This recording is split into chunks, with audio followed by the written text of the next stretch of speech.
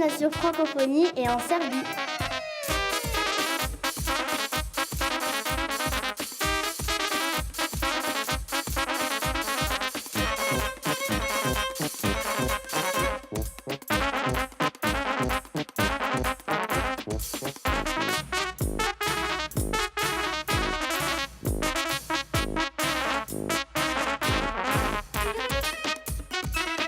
Bonjour, je vous propose un tour de la Serbie, un pays profondément authentique au cœur de l'Europe. Authentique d'abord par sa nature, préservée comme ici, au bord du Danube, authentique aussi par la chaleur et l'hospitalité de ses habitants. Ce sont eux que je vais rencontrer et en premier lieu, les Serbes francophones qui vont vous faire découvrir leur culture, leurs traditions, leur pays et tout cela en français. Alors c'est parti pour un voyage en francophonie en Serbie et la première étape de notre voyage, c'est la capitale, Belgrade.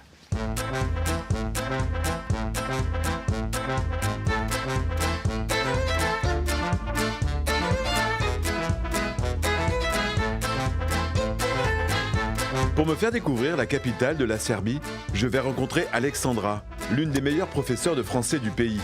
Elle m'a donné rendez-vous dans le parc de Kalemegdan, au milieu duquel se trouve un monument étonnant, celui de la reconnaissance à la France. Bonjour Alexandra. Bonjour Yvan. Sois le bienvenu à Belgrade. Merci beaucoup. À la France. À la France. Pourquoi il y a un monument à la France en plein milieu du plus beau parc de Belgrade?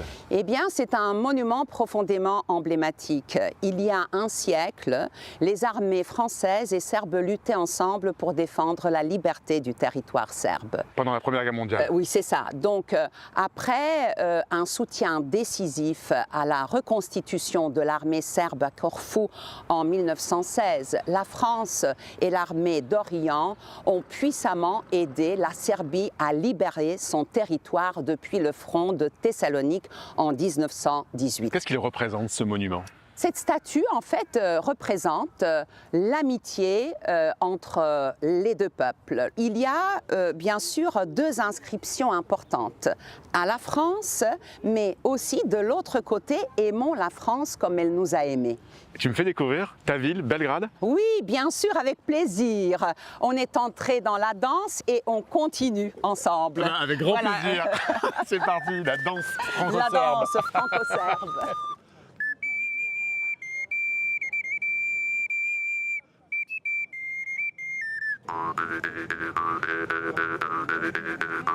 Malo vode I čisto zrak, dajte ljudi bar malo volje, jer mali cetar nije kriv za to, da nešto što treba svima ljudima. Et voilà, mon cher Yvan, l'ambassade de France, la plus belle ambassade de Belgrade. C'est vrai qu'elle est très belle. On voit le fameux style art déco. Elle est magnifique. Magnifique.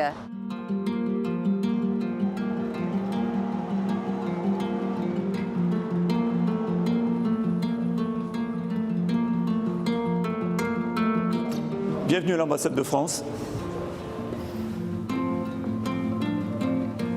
L'histoire de cette ambassade, c'est celle d'un bâtiment qui a été conçu dès l'origine pour être une ambassade de France, ce qui n'est pas le cas de toutes les ambassades que nous occupons.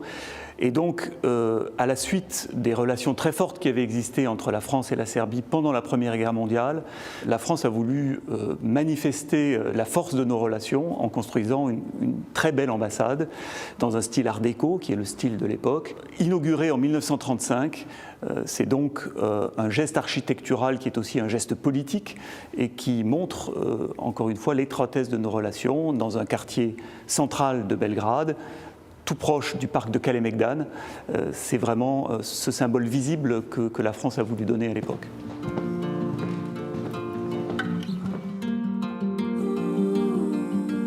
Voilà, on est dans le grand salon et là vous avez un mobilier qui a été dessiné pour l'ambassade par un célèbre décorateur de cette époque art déco qui s'appelait Jules Leleu et qui s'intègre donc très bien dans cette architecture.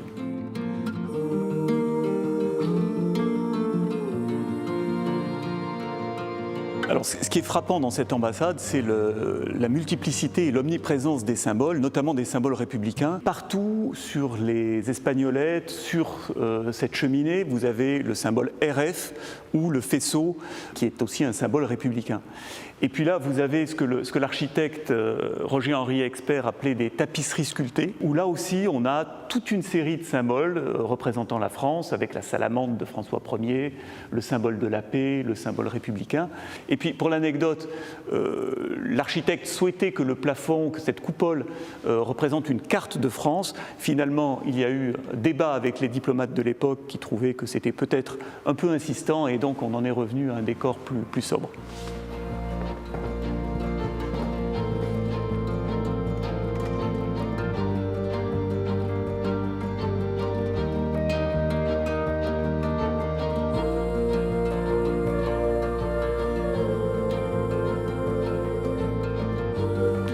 On est là dans la grande salle à manger de l'ambassade, qui sert aussi, puisque c'est un bâtiment où on travaille, de salle de réunion assez fréquemment. Nous y faisons la réunion de service toutes les semaines, et qui est elle aussi vraiment avec ce décor art déco, comme vous voyez, les luminaires en particulier datent de l'époque de construction de l'ambassade.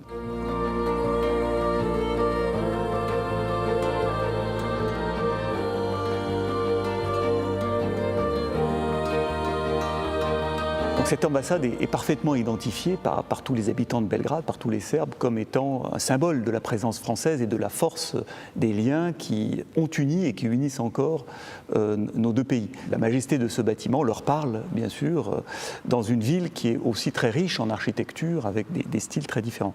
Donc c'est pour nous un outil, grâce à cette symbolique, mais aussi parce que c'est un lieu où nous pouvons recevoir aisément les autorités politiques, les intellectuels, les journalistes serbes, qui sont toujours très heureux de venir ici. Et bien sûr, dans ces lieux, l'impact de nos messages porte tout particulièrement. Ce qui me plaît dans ce rôle d'ambassadeur, c'est justement d'essayer de bâtir sur cet héritage et sur cette relation historiquement très forte, en l'actualisant, bien sûr, en l'adaptant aux défis qui sont ceux du moment, pour que nous allions ensemble vers une adhésion de ce pays à l'Union européenne.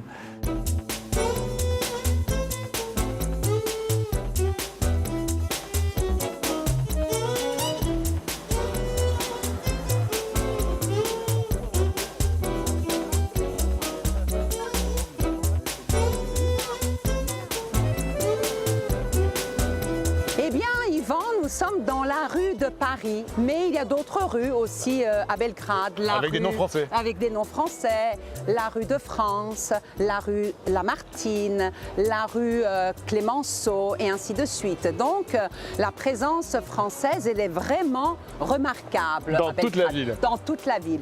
Et ici, nous sommes dans la rue piétonne, la rue Knez Mikhailova. C'est là où ça vit vraiment à Belgrade. Oui, alors ça vibre vraiment du matin jusqu'au soir.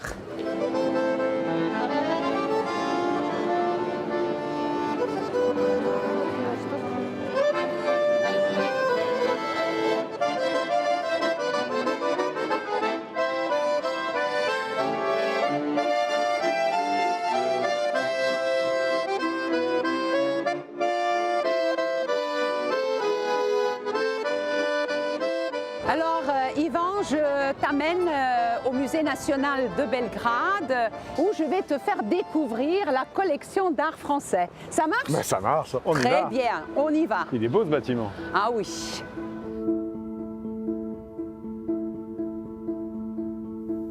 La collection d'art français du Musée national de Serbie est particulièrement impressionnante. Elle comprend 250 tableaux du XVIe au XXe siècle. Mais la période la plus riche est sans conteste celle du XIXe siècle, avec des nombreuses œuvres de Monet, Gauguin, Bonnard, Renoir ou encore Degas. Avec le soutien de l'Institut français de Belgrade, Alexandra a travaillé sur la version française du catalogue du musée pour le public francophone. Et voilà ce fameux tableau. Elle veut me montrer son tableau préféré, une toile de Camille Pissarro représentant une vue de Paris avec laquelle elle enseigne le français à ses étudiants. Mon premier cours a eu lieu devant ce tableau où je me suis servi de ma technique préférée, c'est le rêve éveillé dirigé. Qu'est-ce que c'est que ça, le rêve éveillé dirigé? D'abord, je dis à mes étudiants de fermer les yeux. En fait, je mets un peu de musique plutôt zen dans cette salle et on fait un voyage à travers Paris. Donc, une fois terminé ce récit, parce que je lis un petit texte, et je dois te dire que ça les fait parler, mes étudiants. Ils se précipitent à partager leur expérience vécue devant ce voyage, grâce à cette technique. Donc les étudiants qui sont là ouvrent les yeux, découvrent Paris Voilà. à Belgrade. À Belgrade.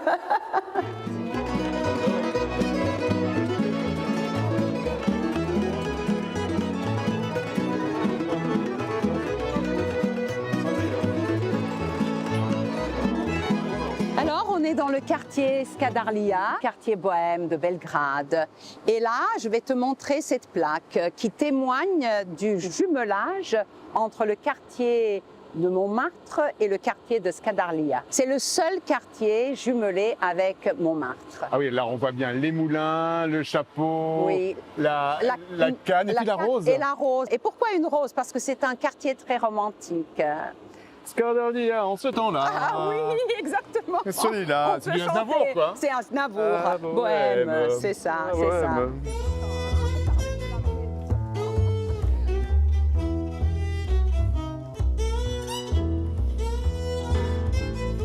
Si tu avais un mot en français pour qualifier Belgrade, ce serait lequel? Eh bien, c'est le mot atmosphère. Pourquoi? Parce que, voilà, Belgrade, c'est une ville accueillante, une ville chaleureuse, qui, en fait, accueille les touristes à bras ouverts. Mais c'est aussi la première impression des touristes étrangers après avoir visité la ville et quitté notre capitale. Pour toi, être francophone, qu'est-ce que ça veut dire en Serbie? En Serbie, être francophone, c'est un privilège parce que la langue française, c'est la langue de la diplomatie, de la littérature, des arts, mais aussi c'est une langue du privilège et de l'amour surtout. Alexandra, si tu avais un mot préféré en français, ce serait lequel? C'est le mot câlin. La langue française, c'est un câlin, ce n'est pas une claque, c'est une caresse. Pour te remercier de m'avoir fait découvrir Belgrade, est-ce que je peux te faire un câlin? Absolument, vas-y. Merci. Merci. Merci Alexandra. Merci, À à bientôt. Ciao. Ciao.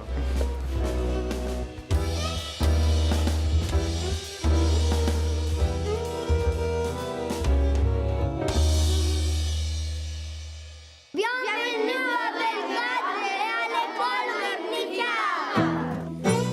La Serbie compte 4% de francophones. Près de 100 000 élèves apprennent chaque année le français dans les écoles du pays. Souvent, l'enseignement du français est une tradition. C'est le cas depuis 50 ans au collège Vladislav Ribnikar, du nom d'un intellectuel formé en France qui a fondé Politika, le premier quotidien serbe au début du XXe siècle. Oui. Rouge, excellent. Ce collège est le berceau de la francophonie en Serbie. Dès la maternelle, les enfants y apprennent le français 6 heures par semaine.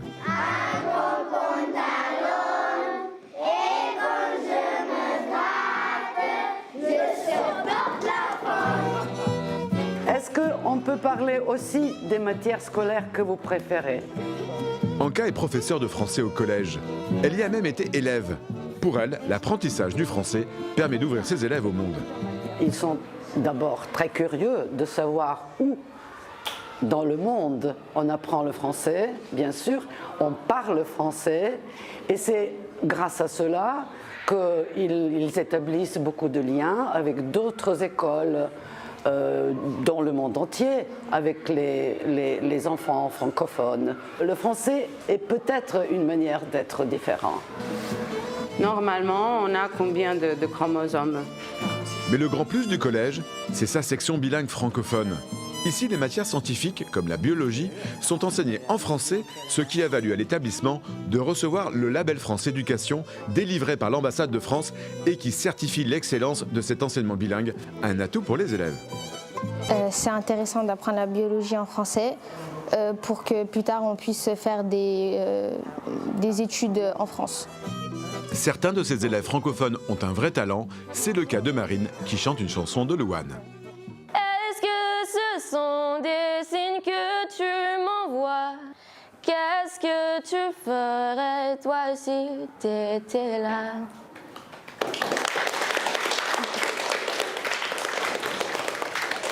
Bravo Marine. il y a un autre acteur incontournable de la francophonie à Belgrade. C'est l'université de philologie qui forme les spécialistes de langue française. Petite visite avec Zora, la directrice de la chaire de français. Bonjour, bienvenue. Je vais vous présenter la faculté de philologie de Belgrade. Suivez-moi.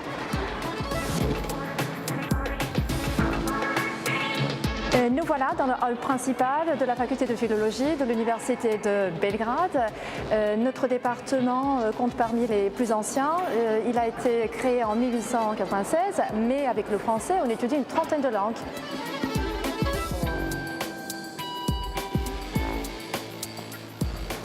Voilà, nous sommes arrivés à la chaire. On est 15 à enseigner le français. Tiens, il y a un petit examen. Je vais vous montrer comment cela se passe. J'aimerais qu'on discute un tout petit peu sur les deux arguments religieux fournis par ce texte. Les vrais chrétiens ne pouvaient pas penser comme ça. Ils sont manipulateurs et qui veulent profiter de l'esclavage. On a grosso modo 400 étudiants depuis licence au niveau école doctorale et je vais vous montrer comment cela se passe en salle de classe. Et voici le cours de français, je vous montre. Et après, je pense que la femme... Et quelles sont les raisons pour procéder à l'avortement? Procéder à un avortement illégal, c'est extrêmement risqué. J'ai décidé d'étudier le français puisque pour moi c'était un coup de foudre. Dès le moment où j'ai entendu quelqu'un parler le français, pour moi c'était ça. Ce que j'aime dans la langue française, c'est ce chuchotement quand on parle, et la musicalité et la sonorité. Et quand on parle en français, j'ai l'impression que n'importe ce qu'on dit, c'est toujours d'une manière plus artiste.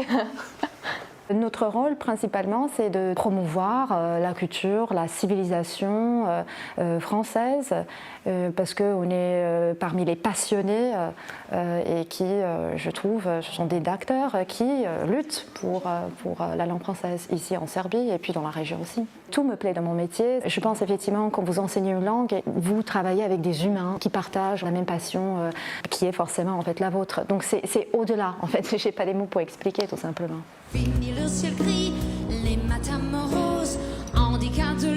Je quitte Belgrade pour aller dans le nord de la Serbie, à Novi Sad, la capitale de la région de la Vojvodine. Pour découvrir la ville, je vais rencontrer Vania, qui est professeure de langue française à la faculté et qui chante aussi en français. Paris, que je t'accueille, que je change de capitale. Elle m'a donné rendez-vous tout en haut de l'immense forteresse qui domine la ville de Novi Sad. Salut Vania. Salut Ivan, bienvenue à Novi Sad. Merci, ça se mérite, faut monter jusqu'à la forteresse, mais alors on a une vue incroyable sur la ville. Oui, elle est magnifique, tu te trouves vraiment en fait en point principal en fait de la ville de Novi Sad. Tu as la forteresse de Novi Sad qu'on appelle Gibraltar sur le Danube, Petrovaradin, et derrière toi c'est la jolie horloge alsacienne. Alsacienne, alors on est déjà en francophonie ici. Tout à fait. C'est Marie-Thérèse qui a offert cette horloge à la forteresse de Petrovaradin pour qu'on puisse voir l'heure de l'autre côté de la ville et du bateau. Donc c'est un peu une heure francophone qu'on a derrière nous. Eh bien voilà, tout est francophone, même cet héritage de la construction de la forteresse. Donc c'est Sébastien de Vauban en fait qui a donné les plans et donc c'est l'une de ces fortifications entièrement sauvegardées. Mais Novi Sad, c'est pas qu'une ville militaire, hein. C'est vraiment une ville de la culture. Voilà, Novi Sad, donc nouvelle plante, une ville qui est riche en couture, qui a mérité justement grâce à ces festivals et à tous les événements culturels. Donc depuis longtemps, elle valait pour une ville qu'on appelait Athènes des Serbes. Donc je te propose de découvrir ma ville, capitale européenne de la culture. Allons-y. On descend alors? On descend. Allez, c'est parti.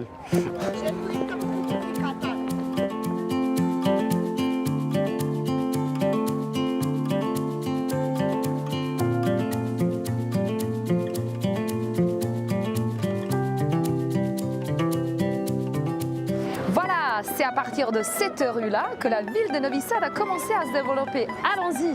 Nous voilà Novi Sad.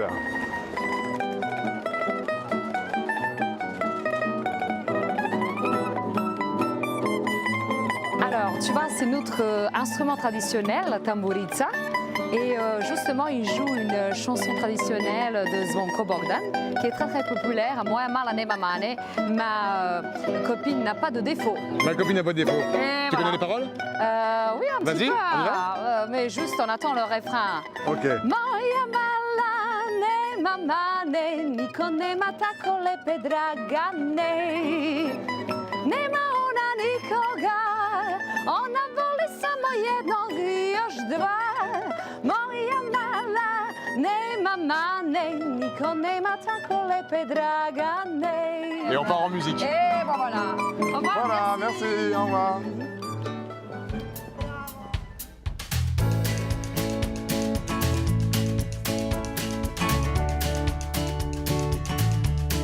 Bien que je te montre.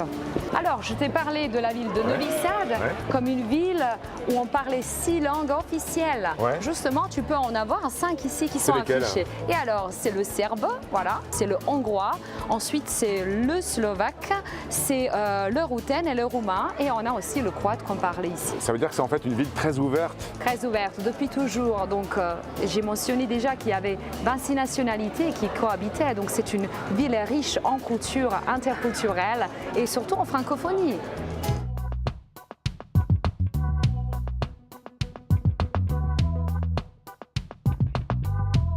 Quand on parle de francophonie à Novi Sad, l'Institut français est sur toutes les lèvres. Installé dans un tout nouveau quartier de la ville dédié aux jeunes entreprises et aux artistes, il propose des cours de français à tous les publics et une médiathèque ouverte à tous pour donner envie de lire en français. C'est aussi un acteur culturel important de la ville. Vania y travaille d'ailleurs comme coordinatrice culturelle en parallèle de son métier de professeur de français.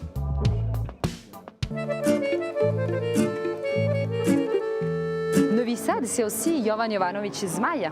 C'est notre symbole de la ville, notre poète et médecin du 19e siècle. C'est aussi notre symbole de l'élite et de la vie intellectuelle de la ville de Novi Sad. Et aussi, regarde, c'est le palais épiscopal dans le style serbo-byzantin. Il a été érigé. Et derrière, tu as une jolie cathédrale orthodoxe. Donc ici, on est vraiment dans le cœur de Novi Sad. On est dans le cœur et toute cette rue te mène vers notre ventre de la ville de Novi Sad. C'est par là, on y va. Il fait beau. Il fait beau, c'est agréable, il y a du Petit soleil. vent, du Oui. soleil. On est bien à Novi Sad. Hein. On est super bien, il faut boire un petit café aussi, se reposer et profiter de cette la vie. ville. Et voilà.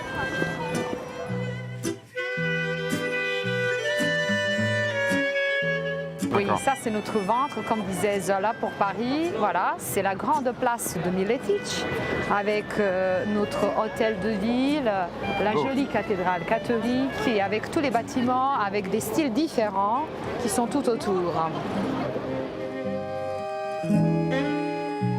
Et maintenant, on va passer par le passage parisien pour arriver à la galerie.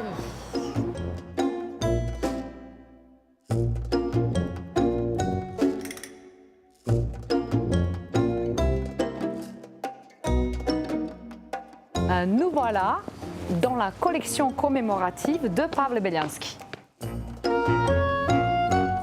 Il a en fait peint la colonne à la coupole, qui est toujours là, en fait, à Paris bien sûr. Il a aussi rassemblé tous nos artistes, ce qui était à l'époque très inspiré par la France justement, où il a signé en français.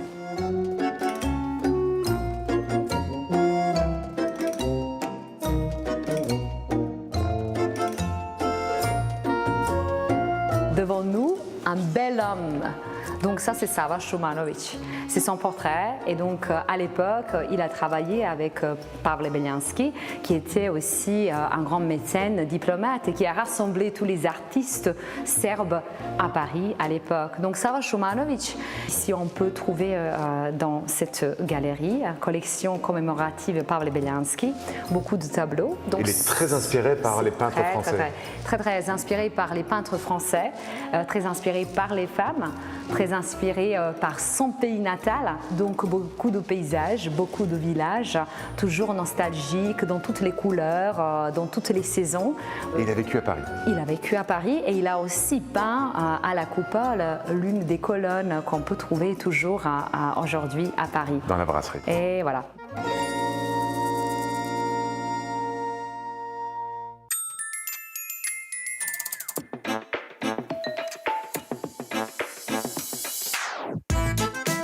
Ça se voit, Vania, tu adores ta ville. Oui, j'adore Novi Sad. C'est une ville qui est riche en culture. C'est quelque chose qui me nourrit. J'aime bien ce rythme, j'aime bien les gens et j'aime bien tout ce qui est paisible. Et Novi Sad, c'est une ville comme ça. Pourquoi c'est important pour toi d'œuvrer à l'ouverture de Novi Sad sur la francophonie? Puisqu'on a déjà l'Institut français, on apprend le français à la faculté de philosophie et de lettres. On a beaucoup de francophones, beaucoup de francophiles. La langue française, c'est pas juste une langue de cœur, c'est la langue d'ouverture vers le monde entier. C'est la langue de la diplomatie, des arts, de la littérature, de business, et c'est une langue qui enrichit. Si tu avais un mot en français pour définir la Serbie, ce serait lequel? Je dirais authenticité. Pourquoi? Puisque je pense qu'on est un carrefour du monde entier. Du coup, on s'ouvre et du coup, on garde tout ce qui est traditionnel. Et donc, c'est pour ça que cette authenticité, elle est importante, pas seulement pour moi, mais aussi pour mes compatriotes. Et tu chantes aussi en français? J'adore chanter en français. J'ai le groupe Clo-Clo avec lequel j'aime bien chanter. Tu me fais un petit extrait d'une de vos chansons? Oui, bien sûr. Danse avec moi, chante avec moi, souris comme moi, nada time. Merci beaucoup Vania de m'avoir fait découvrir Novi Sad. La découverte de ce pays ne s'arrête pas ici. Je se retrouve nous très prochainement sur TV5 Monde pour la suite de notre voyage en francophonie, en Serbie. Salut. Ciao.